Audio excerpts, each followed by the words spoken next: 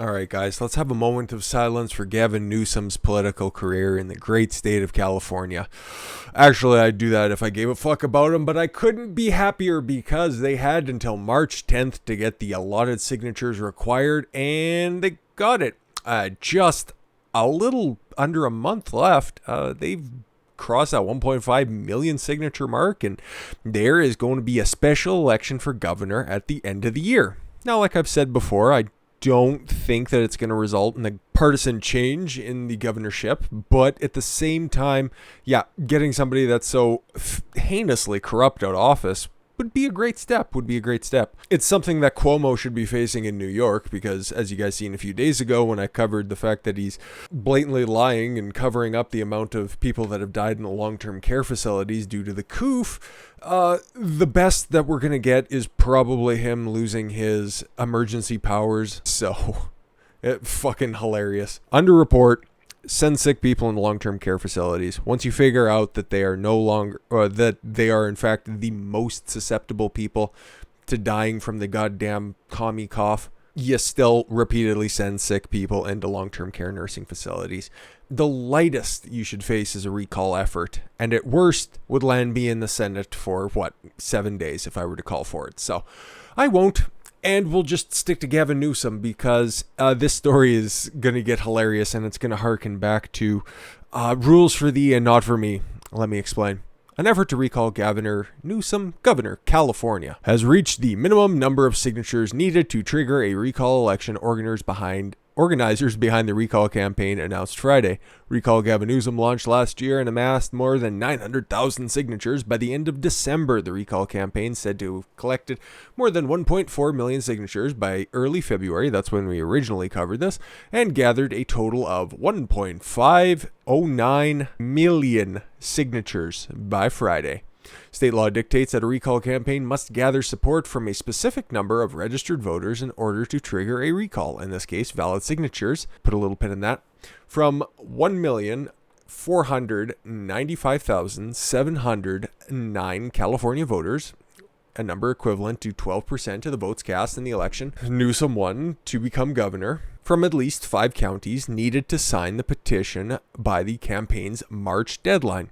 I like that recall, okay? It needs to it can't just be specifically tailored to, okay, we're going to attack one big city, and if we don't like a governor, we can just campaign there wholeheartedly. You got to take at least some sort of an effort throughout the entire constituency. I really appreciate that. And the 12% is fine. It shouldn't be any lower than that. Should it be a little bit higher? Perhaps, but it's a good standard. And as it says here, yes, recall Gavin Newsom set a goal of collecting 1.8 million signatures in anticipation that some might not pass the muster with the Secretary of State's office. Now, why would they have to worry about that? I thought that these remote campaigns and being able to send in your ballot by mail or electronically was very secure. In fact, the most secure way that you could vote.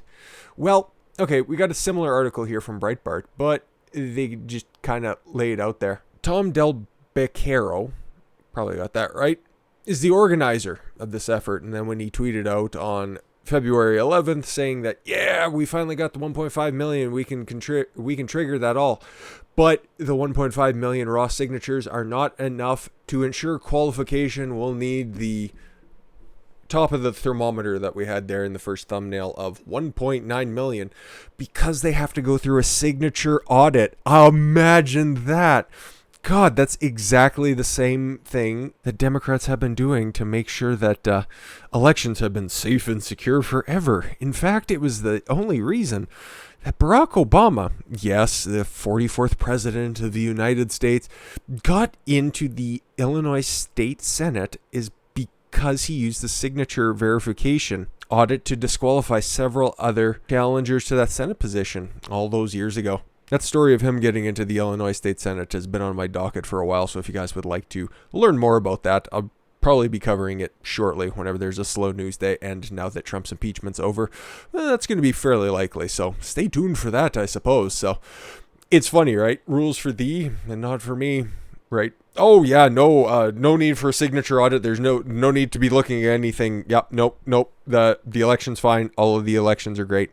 oh, this is going to affect me personally. Well, we're not going to spare any effort to make sure that those signatures match, and we got to make sure that the democracy was carried out and nobody was disenfranchised and no votes were suppressed. Very funny. Very, very funny. So yeah, if you guys are out there in California and you have not signed up for this recall effort, keep piling on. Get that up to 2 million, because as it says here, campaign needed to pad its signature total by March 17th deadline in the event that some signatures were challenged and tossed. There's a certain type of margin that needs to be beat, and you need to go ahead and pile on there to make sure that you just go ahead and supersede that.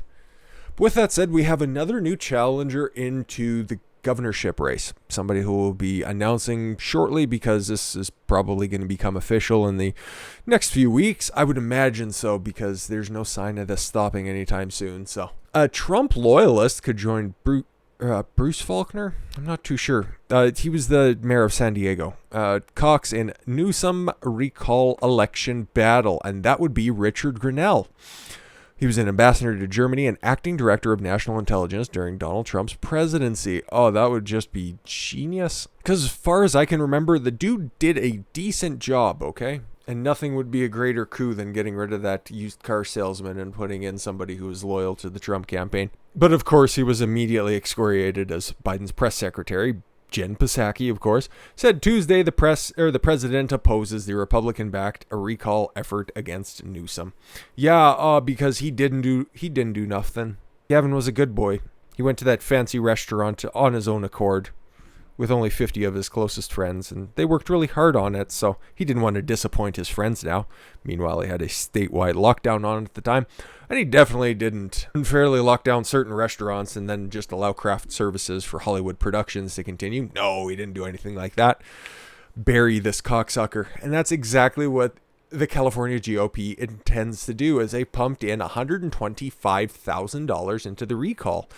California Republican Party announced Saturday that it's giving $125,000 to the campaign aimed at recalling Democrat Governor Gavin Newsom. The infusion of cash comes at a critical time for organizers who are required to collect 1.5 million valid petition signatures by mid-March to qualify the proposal for the ballot. The funds will go towards hiring workers to gather signatures. So far, the work has fallen largely on volunteers, along with mailings sent to households around the state. Oh, wow. All of a sudden, they're questioning mailings to households? Wow, what could be more secure? I would love for them to throw this in their face once all the signatures are verified and brought right to the office. Funds were donated to Rescue California, one of the several political committees working to oust Newsom from office. Newsom's political advisors called the proposal a misguided effort by supporters of former President Donald Trump and other Republicans. Then why are several other Democrats lining up to take his seat? This is great. And it's just another victory for today. Okay, already got the acquittal, and now Newsom's going to get kicked out of his office and have to face another election by the end of the year. And that's just a little quick update, because I know the previous video was a little bit long, so we'll try to keep this one short and the next one short as well. Now, thank you all very much for the gift of your time. I've been Don Consuelo. I want you to follow your gut and get after it. Take care, everyone.